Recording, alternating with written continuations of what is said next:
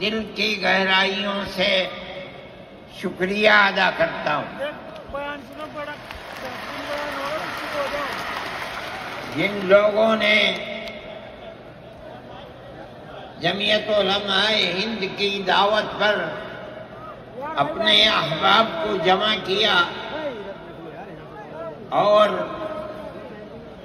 اپنے خرچ سے جمعیت علماء کا ایک پیسہ کیا پھوٹی کوڑی بھی نہیں لگی. آپ ہی لوگ کروڑوں روپیہ خرچ کر کے اپنی بسوں کا خود ہی انتظام کر کے یہاں تشریف لائے دعوت پر اور آ کر بیٹھے. جمعیت علماء ہند کے خدام کے دل میں اس کی بڑی قدر ہے. اللہ آپ حضرات کو اس کا بہتر بدلہ عطا فرمائے. میرے محترم بزرگوں، آج ہی کا مسئلہ یہ نہیں ہے.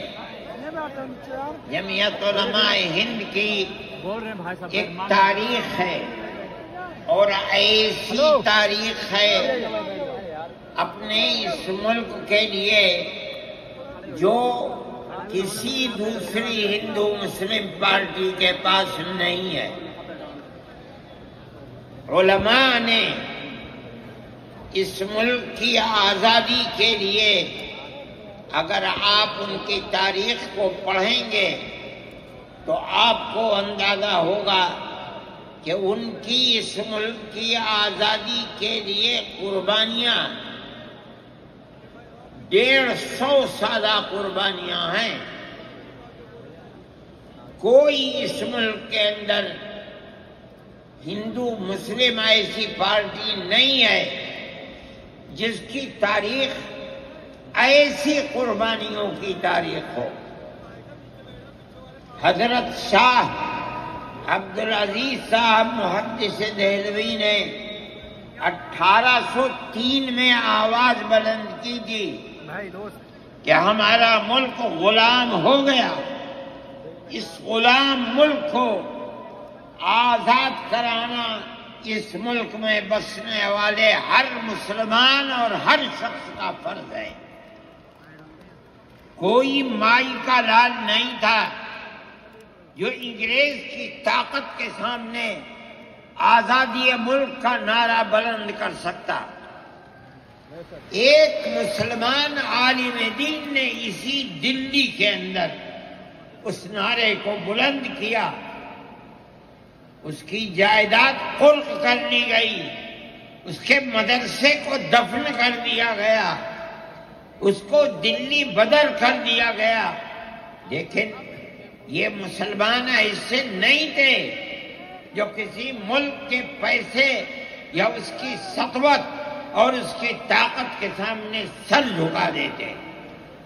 جو انہوں نے اپنا موقف اختیار کیا تھا پتھر کی چٹان کی طرح، اسی طرح اس موقف کے اوپر کھڑے رہے.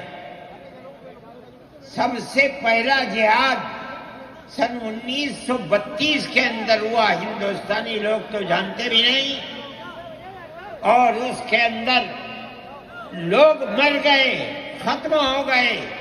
شاہ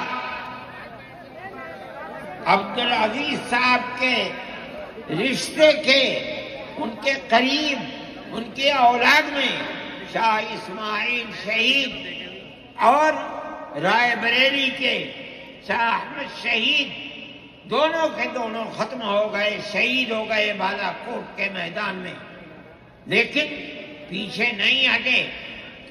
وہ لوگ جو بچ کر آئے تھے سن 1857 میں پھر جہاد کر دیا، اور اس کے اندر صرف اسی دلی کے اندر 33,000 مسلمان شہید کیے گئے، اور لال قلعے سے لے کر جامع مسجد تک درختوں کے اوپر ان کی لاشوں کو لٹکا دیا گیا. یہ مسلمان کی تاریخ ہے، علماء کی تاریخ ہے. بتائیں کون ہے جس کی زندگی کے اندر یہ تاریخ مل سکتی ہے؟ میں کہتا ہوں، لاکھوں آدمی کے سامنے کہتا ہوں، کوئی مائی کا لال ہے جس نے اس ملک کی اس طرح خدمت کی ہو جس طرح مسلمان علماء نے خدمت کی ہے؟ میرے بھائی، جمعیت علماء انہی مجاہدین کی بنائی ہوئی جماعت ہے. ہم تو ان کے جوتے سیدھے کرنے والے ہیں. ہمارا کیا کام ہے؟ ایک ہی کام ہے کہ انہوں نے جو جمعیت کی بنیاد کے اندر ہندو مسلم اتحاد اور ملک کے ہر بسنے والے کو ایک پیغام دیا تھا پیار و محبت کا، ہم اسی پیغام کو لیے بیٹھے ہوئے ہیں. ہمارا کام صرف اتنا ہے. دنیا توڑنا چاہتی ہے، حکومتیں برباد کرنا چاہتی ہیں، فرقہ پرست ذہنیت آگ لگانا چاہتی ہے، یہ نعرہ دینا چاہتی ہے کہ ہندو الگ، سکھ الگ، مسلمان الگ. ہم کہتے ہیں نہیں، ہندو مسلم سکھ عیسائی بھائی بھائی. یہ ہمارا پیغام نہیں ہے، ان بزرگوں کا پیغام ہے جنہوں نے پھانسیوں کے تختوں کو چوما، اپنے اس ملک کے لیے چوما ہے، اس کی آزادی کے لیے چوما ہے. اس ملک کے اندر یگانگت اتحاد جس کو آج آگ لگایا جا رہا ہے، ہمارے بزرگوں نے اسی اتحاد کے لیے اپنی قیمتی جانوں کو قربان کیا ہے، اور ان کا مقصد یہ تھا کہ ملک آزاد ہو جائے. حکومت ایسی بننی چاہیے جو حکومت سیکولر حکومت ہو، کسی کا حق نہ جائے. کانگریس اس لیے نہیں بنی تھی، یہ 1803 کی آواز ہے کہ ملک غلام ہو گیا، جہاد کرنا فرض ہے. کانگریس کا تو وجود بھی نہیں تھا. کانگریس تو 28 دسمبر 1985 کو بنی ہے اور اس کا پہلا اجلاس بمبئی کے اندر ہوا ہے. آپ لوگ سمجھیں اس کو، کانگریس ملک کو آزاد کرانے کے لیے نہیں بنی تھی. کانگریس کی تجویز موجود ہے.